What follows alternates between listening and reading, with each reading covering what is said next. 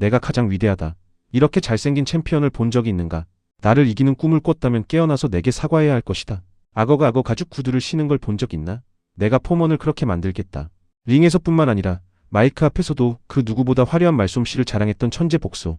바로 무하마드 알리입니다. 하지만 그가 쏟아내던 화려한 말들은 단순한 심리전이 아니었습니다.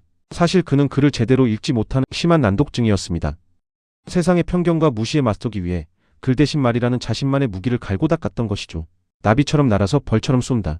훗날 전 세계를 뒤흔들 이 위대한 전설은 아주 뜻밖의 사건에서 시작됩니다.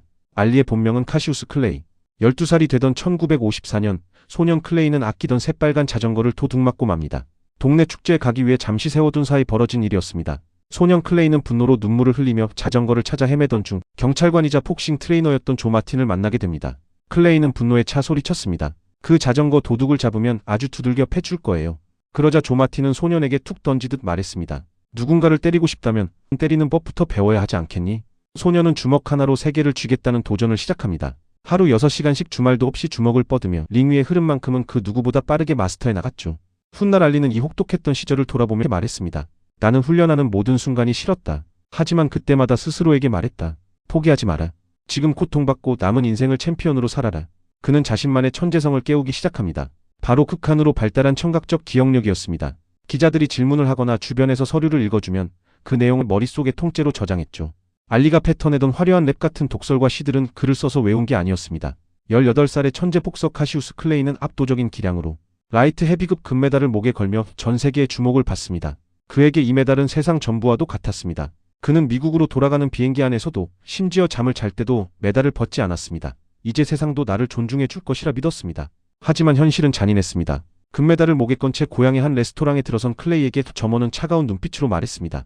흑인에게 음식을 팔지 않습니다. 나가세요. 국가를 위해 싸워 얻은 영광이 자신을 지켜주지 못한다는 비극적인 깨달음. 분노와 깊은 회의감에 절망한 클레이는 오하이오 강에 금메달을 던져버렸습니다. 그리고 자신의 이름을 완전히 지워버립니다. 그는 이슬람교로 귀회하며 새로운 이름을 선언합니다. 내 이름은 무하마드 알리다. 이것은 단순한 계명이 아니었습니다. 세상이 정해준 룰을 거부하고 오직 나 자신의 정체성으로 살아가겠다는 선언이었습니다. 나는 당신들이 원하든 원치 않든 내가 원하는 모습의 인간이 될 것이다. 나는 내가 원하는 방식대로 자유롭게 생각할 권리가 있다. 세계 헤비급 챔피언 자리에 오르며 승승장구하던 알리에게 인생 최악의 카운터펀치가 날아옵니다. 1967년 미국 정부의 베트남 전쟁 징집 명령이었습니다. 정부는 달콤한 미끼를 던졌습니다. 총을 들고 싸우지 않아도 좋다. 후방에서 안전하게 복싱 이벤트만 뛰어라. 이름만 빌려주면 부와 명예를 모두 지켜주겠다는 파격적인 제안.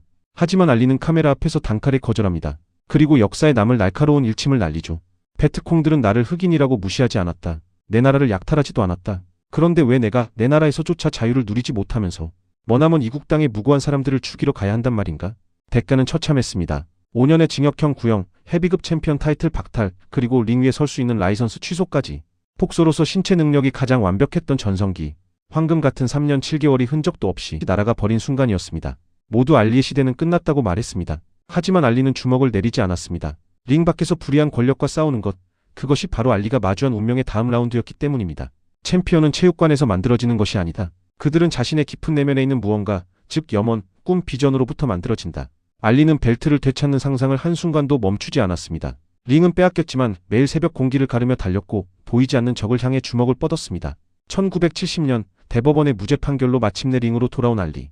하지만 세월은 야속했습니다. 30에 접어든 그의 몸은 예전만큼 빠르지 않았습니다. 그 사이 링은 젊고 무시무시한 괴물 가공할 핵펀치 조지 포먼이 지배하고 있었습니다. 포먼은 알리가 과거 고전하며 이겼던 라이벌들을 단일 2라운드 만에 옥수수 털듯 가볍게 쓰러뜨리는 링 위의 절대 강자였습니다. 1974년 아프리카 자이르의 킨샤사. 세계 복싱 역사상 가장 거대한 대결이 성사됩니다. 도박사들과 언론은 일제히 알리의 처참한 패배를 점쳤습니다. 포먼의 무지막지한 펀치를 맞다가는 알리가 링 위에서 목숨을 잃을지도 모른다는 잔인한 경고까지 흘러나왔죠. 하지만 알리는 경기 전날까지도 특유의 자신감을 내비쳤습니다. 포먼은 너무 느리다. 나는 이번에도 나비처럼 날아서 벌처럼 쏠 것이다. 하지만 경기가 시작되자 모두의 예상이 완전히 빗나갑니다. 알리는 날아다니지 않았습니다.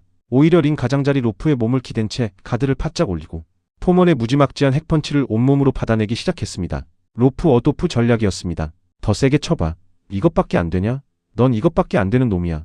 알리는 매 라운드 포먼의 귀에 대고 쉼없이 도발을 쏟아냈습니다. 포먼이 흥분해 모든 체력을 쏟아붓기를 기다린 겁니다. 그리고 마침내 운명의 8라운드. 경기장의 모든 소음이 멈춘 듯한 찰나의 순간 숨이 턱끝까지 차오른 포먼의 팔이 무겁게 떨어진 바로 그 틈을 타 웅크리고 있던 알리가 번개처럼 튀어나왔습니다. 그리고 날카로운 카운터 펀치가 포먼의 턱에 정확히 장렬합니다.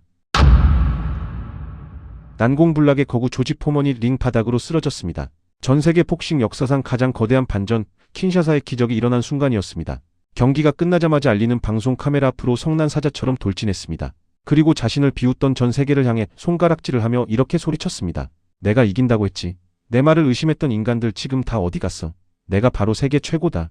알리는 이런 말을 남겼습니다. 링 위에서는 기술보다 의지가 더 중요하다. 의지는 기술보다 더 강해야 한다. 하지만 수많은 전쟁을 치른 챔피언의 말년은 평화롭지 못했습니다. 링 위에서 맞은 수만 발의 펀치 여파로 알리는 1984년 복싱 선수들의 치명적인 직업병인 파킨슨 증후군 진단을 받게 됩니다. 몸은 굳어갔고 전 세계를 호령하던 목소리는 가늘게 떨리기 시작했습니다. 나비처럼 날렵했던 몸짓은 사라진 채 혼자 힘으로 수저를 들기조차 힘든 고통의 시간이 찾아왔습니다. 알리는 손이 심하게 떨리는 순간에도 팬들에게 사인을 해주는 것에 열정적이었습니다. 길에서 만난 팬이나 소외된 아이들에게 몇 시간이고 자신의 이름 무하머드 알리를 적어주었습니다. 자신의 이름만큼은 세상에서 가장 정성스럽게 써내려가며 온 마음으로 대중과 소통했던 것입니다. 1996년 미국 애틀랜타 올림픽 개막 시 전 세계 이목이 성화대로 향했습니다. 그곳에 서 있는 사람은 온몸을 심하게 떨고 있는 무하마드 알리였습니다. 하지만 성화봉을 쥔 눈빛만큼은 수십 년 전 포먼을 쓰러뜨릴 때와 똑같았습니다. 알리는 떨리는 팔을 다른 손으로 받쳐들고 끝까지 힘을 내어 성화대에 불꽃을 당겼습니다. 그 순간 관중석에선 터질 듯한 환호성이 쏟아졌습니다.